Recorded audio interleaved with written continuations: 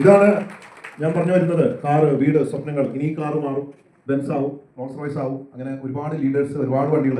ഇന്നാളൊരു വണ്ടി കയറിയാൽ ജാഗറ. ഞാൻ നോക്കുമ്പോൾ ജാഗറ എനിക്കില്ലാത്ത വണ്ടി പോലും ഇവിടെ ലീഡേഴ്സിനുണ്ട്. അതാണ്. അപ്പോൾ എന്തും ഫോളോ അപ്പ് ചെയ്താൽ സാധിക്കും എന്നതിൻ്റെ ഉത്തമ ഉദാഹരണമാണത്. അപ്പോൾ കാറ് വാങ്ങിയിരിക്കുകയാണ്. Really appreciate. ഫിജി കാർഡ് എന്ന് പറഞ്ഞാൽ എന്നെ സംബന്ധിച്ച് ഒരു വികാരമാണ്. ഈ ഫിജി കാർഡിൻ്റെ ഒരു പ്രത്യേകത നിങ്ങൾക്കറിയാമോ എന്താണെന്നുള്ളത്? നമുക്ക് ഏറ്റവും വലിയ വികാരം എന്താ? സാധാരണ ഒരു വ്യക്തിക്ക് ഒരു പാർട്ടി ഉണ്ടാവും അല്ലേ? പാർട്ടി ഇല്ലേ? ഇന്ന പാർട്ടി അല്ലേ? ഇന്ന പാർട്ടിക്ക് വോട്ട് ചെയ്യും. ഒരു മതം ഉണ്ടാവില്ലേ? ജാതി, മതം, പാർട്ടി. ഇത് വലിയൊരു വികാരമുള്ള സാധനമല്ലേ? എനിക്കിതൊന്നും ഇല്ല കേട്ടോ. ഞാൻ വോട്ട് ചെയ്യാറും ഇല്ല, പാർട്ടിയും ഇല്ല, ജാതിയും ഇല്ല, മതവും ഇല്ല. ജാതി മനുഷ്യജാതി. എന്നാലും സാധാരണയായിട്ട് എല്ലാവർക്കും ഒരു ജാതി, മതം, പാർട്ടി അല്ലേ? എന്നാൽ ഇത് വെറും ബിസിനസ് മാത്രമല്ല, അതുപോലെ അതിലും വികാരമുള്ള ഒരു സംഭവമാണ് ഫിജി കാർഡ്. അതിന്റെ ഉത്തമ ഉദാഹരണമാണ് ഇന്ന് ഇവിടെ ഇത്രയും പേര് വന്നിട്ടില്ലേ? ₹1 ഞാൻ കൊടുത്തിട്ടില്ല. ഇതൊക്കെ കണ്ടാൽ തോന്നുന്നു ഞാൻ കയ്യിൽ നിന്ന് കാശെടുത്തിട്ടാണ് ഇത്രയും ആൾക്കാർ ഇവിടെ വന്നിട്ടുള്ളത്. അല്ലെങ്കിൽ 70,000 പേര് അറ്റ്ലക്സിലെ സമ്മേളനം, നമ്മുടെ ഫിജി കാർഡ് മീറ്റിങ്ങിന് വരുമ്പോൾ ബസ് വിളിച്ചിട്ടാണ് ആൾക്കാർ വരിക. പല പരിപാടികൾക്ക് ആൾക്കാർക്ക് കാശ് കൊടുത്തിട്ടാണ് ബസ്സിൽ കൊടുക്കാനൊക്കെ കേട്ടിട്ടുണ്ട്. ഒരു പൈസയും ഞാൻ കൊടുക്കാണ്ട് 70,000 പേരൊക്കെ ബസ്സുകൾ വിളിച്ച് വന്ന് ഇത്രയും വലിയൊരു സമ്മേളനം നടക്കണമെങ്കിൽ അതൊരു പാർട്ടി, ജാതി, മതത്തിന്റെ അപ്പുറത്തൊരു വികാരം, പൈസ മാത്രമല്ല.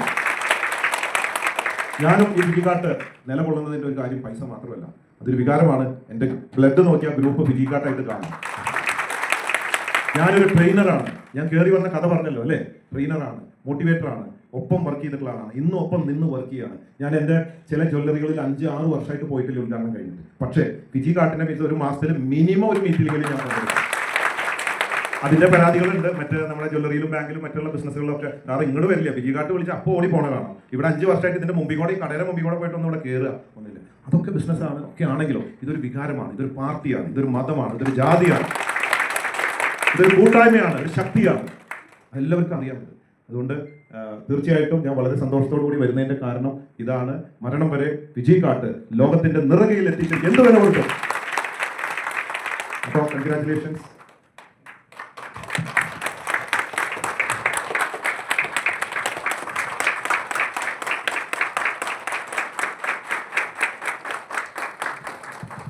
അല്ല, ഈ കൈയടിച്ചാൽ മതി. അതുപോലെ എല്ലാവർക്കും വേണ്ടേ? കാറ്, സ്കൂട്ടർ, കാറ്, വീട് വേണ്ടയോ?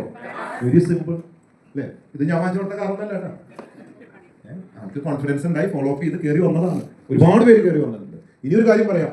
ഈ സോഷ്യൽ മീഡിയയിൽ നെഗറ്റീവ് ഒക്കെ വരും. എന്താണെന്നറിയാം? ഞാൻ ഫിജി കാർഡിൽ വന്നു, 3 മാസം കഴിഞ്ഞ് എനിക്കൊരു കോപ്പും കിട്ടിയില്ല. അത് സത്യമാണ്. ഒരു കോപ്പും ചെയ്യാതെ ഒരു കോപ്പും കിട്ടും എന്ന് പ്രദേശത്ത് ഒരാളും ഫിജി കാർഡിലേക്ക് കയറി വരണ്ട.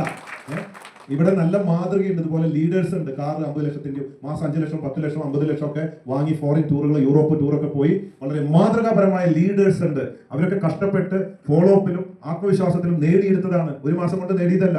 ചിലർ മാസങ്ങൾ എടുക്കും, ചിലപ്പോൾ ഒരു വർഷം എടുക്കും.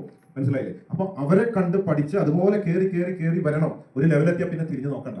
3 മാസം തെക്ക് മുടക്കം നടന്നിട്ട്